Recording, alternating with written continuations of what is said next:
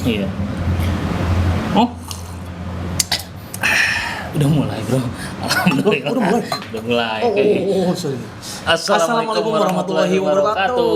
Kembali lagi bareng gua Eri Dan gua Wahyu. Kami akan menyapa Dan kami akan mengabarkan semua yang baik tentunya tentunya di di Halo Baik.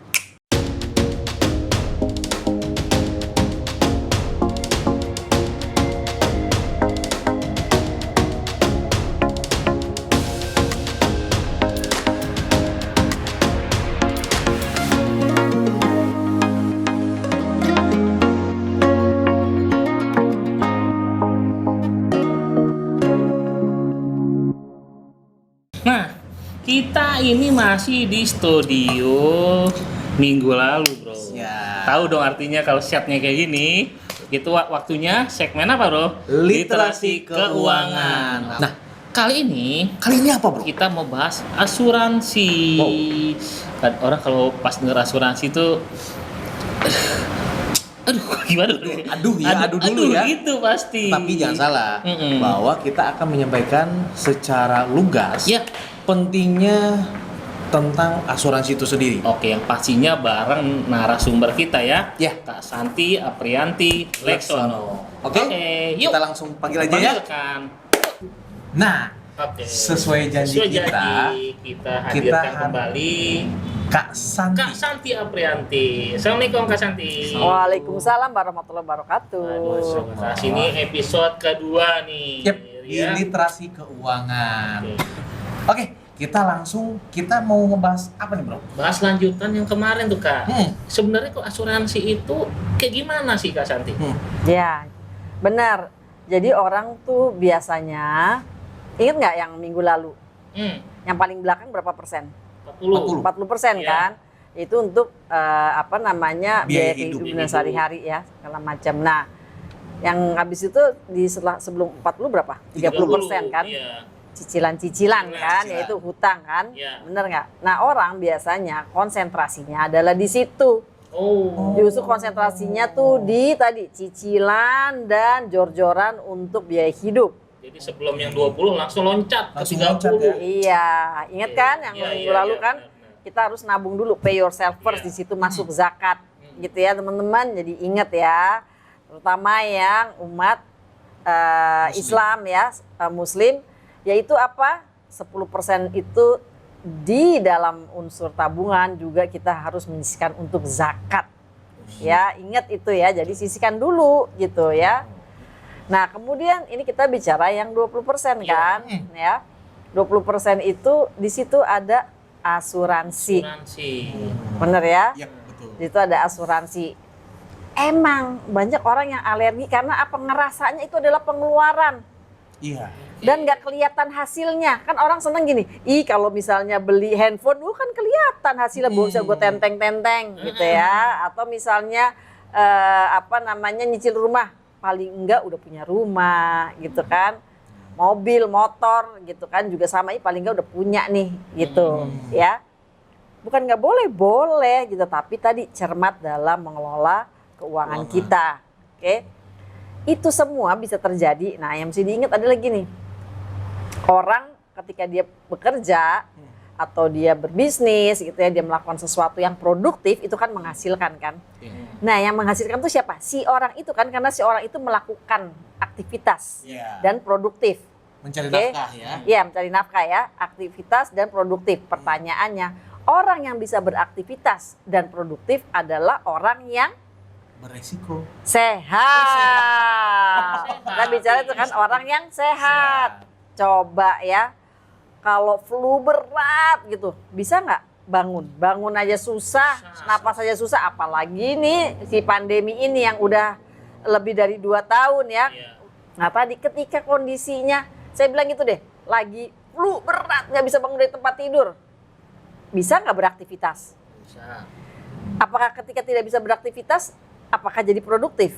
Enggak. Nah, enggak gitu kan. Tapi kalau misal cuma flu, ya udah paling berapa hari. Iya. Benar nggak? Nanti juga balik lagi kayak misalnya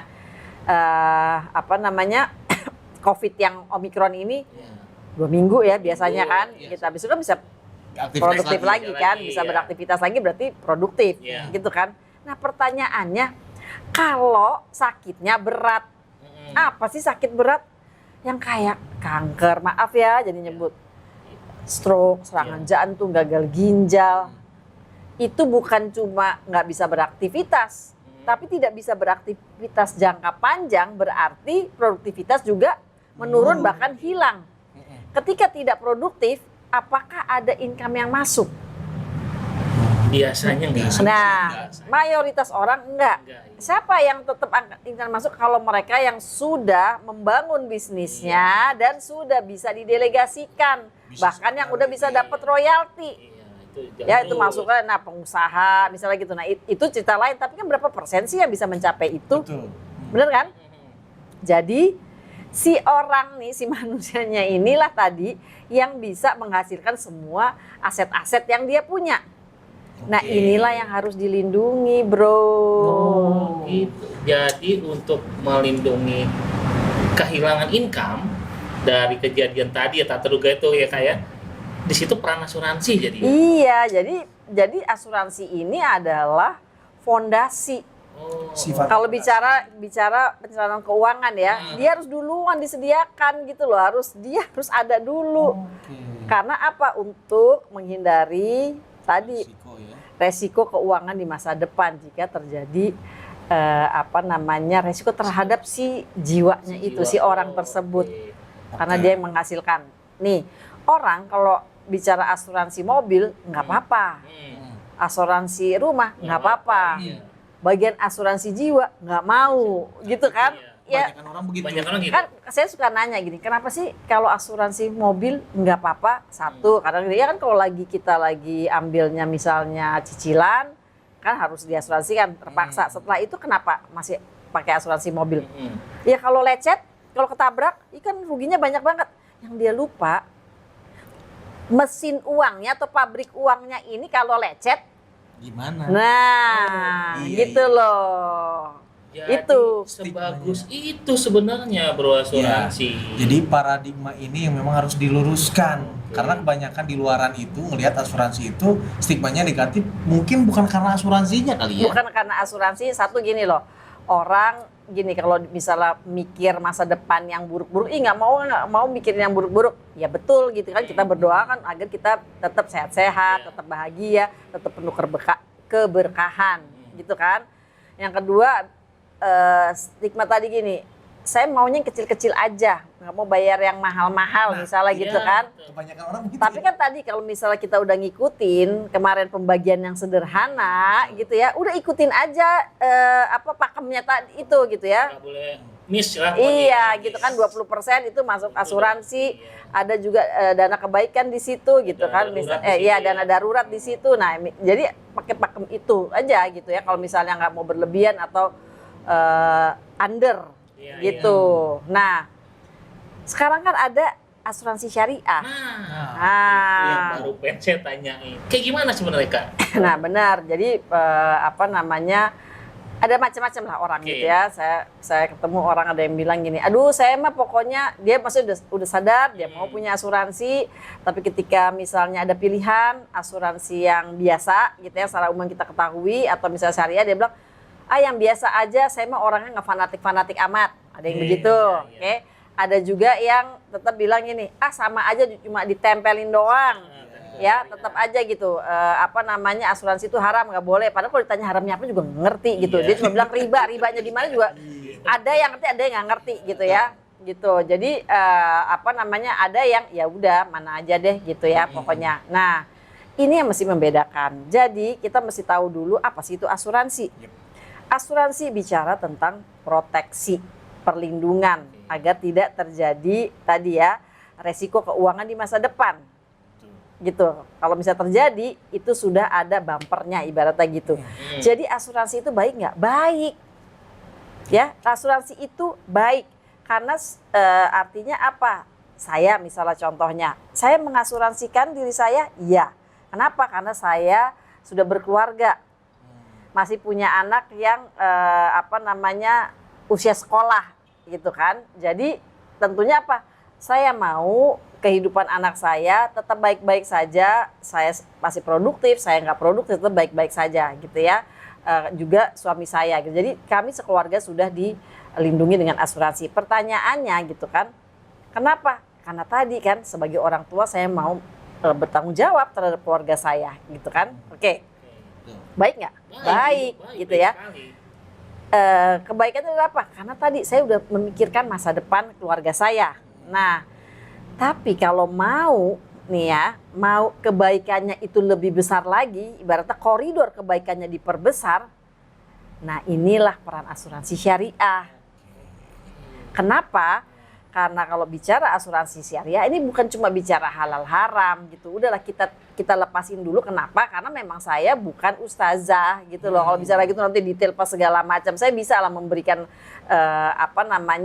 kisi-kisinya gitu. Tapi saya mau mengajak untuk kita itu berpikir secara logika, secara dengan clear gitu loh. Apa sih itu asuransi syariah gitu kan? Asuransi syariah itu dari awal perjanjiannya adalah tolong menolong antar peserta. Oh, jadi bukan jual beli gitu ya? Iya, kalau tadi kan gini, kalau yang asuransi yang secara umum selama ini kita ketahui ya gitu, kan adalah saya menjaga masa depan keuangan saya dengan cara adalah apa? Saya mesti menyiapkan uangnya dari sekarang. Tapi kalau nyiapin uangnya gede dari sekarang belum ada. Jadi gimana caranya? Oke, bagaimana uang saya yang cuma segini nih, 1 juta, misalnya 2 juta, saya belikan uang besar. Oh, jadi beli uang pakai uang kecil, beli uang besar. Iya, nah sebenarnya itu yang di Islam itu nggak boleh. Boleh. Karena uang itu bukan komoditas untuk perdagangan jual beli gitu ya. Uang hanya boleh untuk alat tukar. Yang setara nilainya. Iya, setara, harus setara nilainya. Jadi misalnya gini, saya misalnya mau ke Singapura, saya mau tukar uang. Misalnya mau tukar uang Singapura, kan mau pergi Singapura harus punya uang Singapura, misalnya $1.000. Nah, $1.000 Singapura sekarang misalnya berapa? 10.000 sekian misalnya gitu ya. Jadi untuk saya bisa punya $1.000, saya harus memberikan sejumlah rupiah yang disetarakan dengan kurs pada saat itu. Nah, itu setara. Ya, jadi kan nilai tukar. Bukan diperjualbelikan. Oke. Nah, karena itu nggak boleh, di Islam solusinya adalah apa? Bergotong royong lah. Oh, oke. Jadi niatnya udah beda nih. Ya, niatnya adalah apa?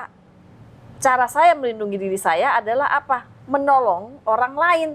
Saya apa dari awal perjanjiannya nih, misalnya kita bertiga perjanjian gini, kita janjian loh dari awal apa? Kita saling tolong menolong. Sharing resiko berarti Iya.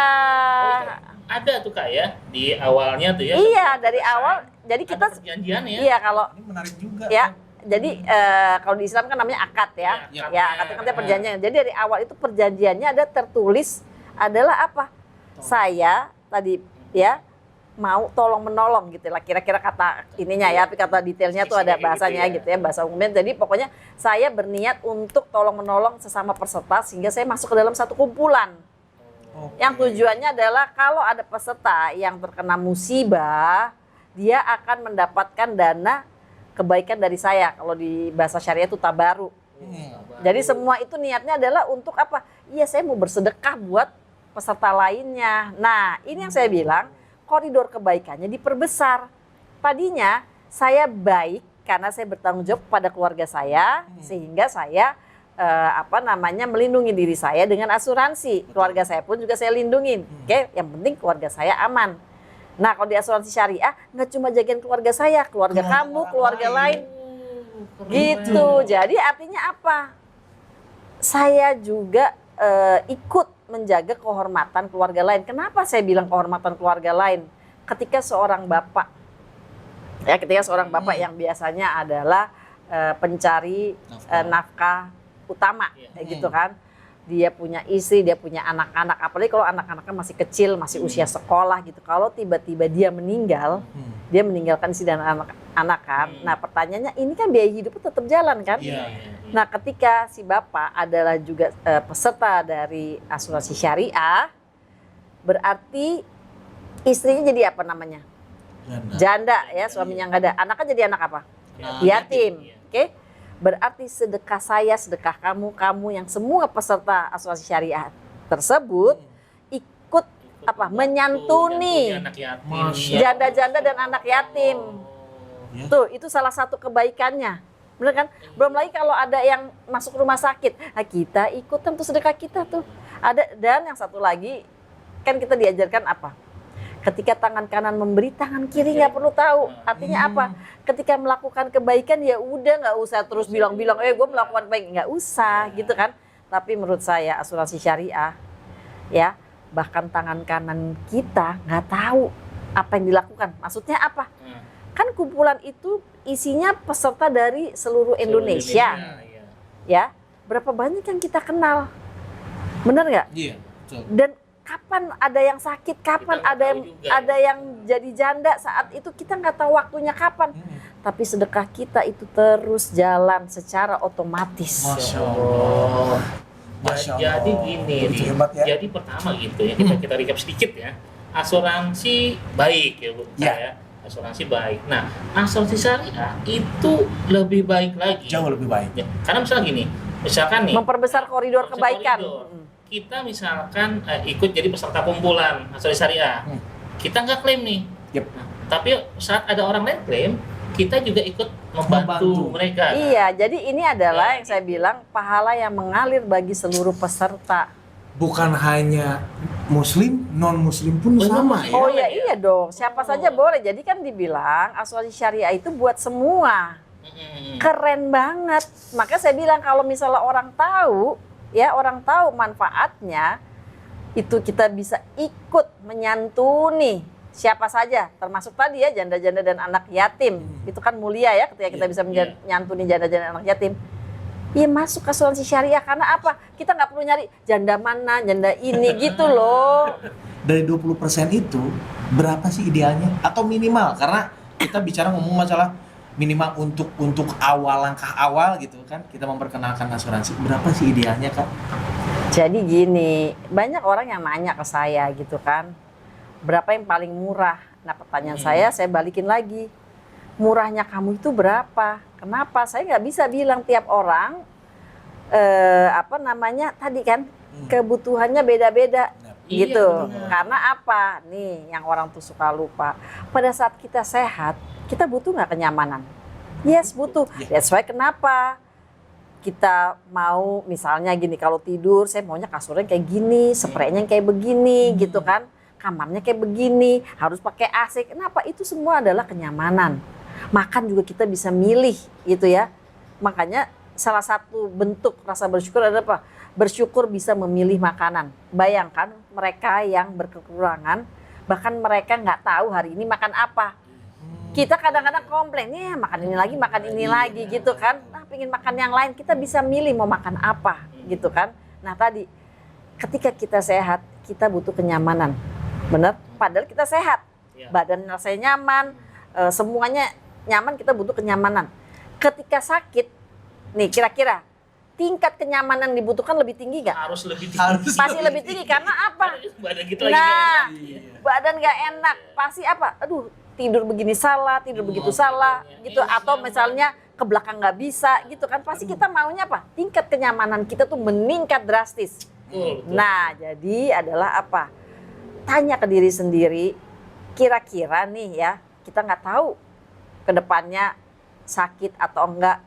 Na'udzubillah min zalik, kita nggak mau gitu ya. Tapi kalau sampai tadi kan, sampai sakit, na'udzubillah min zalik ya, mau nyamannya seperti apa? Maksudnya apa? Nih, kalau ke rumah sakit maunya kelasnya yang apa? Yang sendiri atau beramai-ramai? Misalnya gitu, ya. Layanan privilege ya. Iya, Beda-beda. ketika memilih dokter, milihnya dokter yang murah, dokter yang baru lulus atau yang masih koas lah ibaratnya gitu, yang belum lulus, atau dokter yang memang udah spesialis. Itu semua ada harganya. Oh, oke. Gitu. Jadi makanya tanya ke diri sendiri, nyamannya saya gimana? Seperti ilustrasi tadi. Pada saat masih sehat, lagi sehat, kita aja butuh kenyamanan, apalagi sakit. Iya. Gitu. Jadi nggak ada patokan harus berapa. Betul. Nih. Tiap orang beda-beda. Ya. Kita menyesuaikan yang jelas jika ingin nyaman Ya, dalam masih kondisi ada sakit, harga yang harus saat dibayar. dibayar.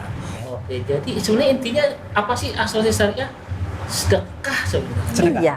Betul. Bukan masalah jual beli premi, kita mau klaim. Jadi sedekah sebuat orang banyak, termasuk sedekah ke kita dan keluarga. Iya dong. Kalau Iya. saya garis bawahi, asuransi syariah itu adalah asuransi yang lebih dari asuransi. Lebih dari asuransi. Ya, jadi bicaranya nggak hanya bicara soal proteksi, Proteksi, nggak ya. soal perlindungan, tapi bicara tentang kemanusiaan, Kebaikan. kepedulian terhadap sesama. Kemudian, Oke, Masya Allah. keren banget ini ya.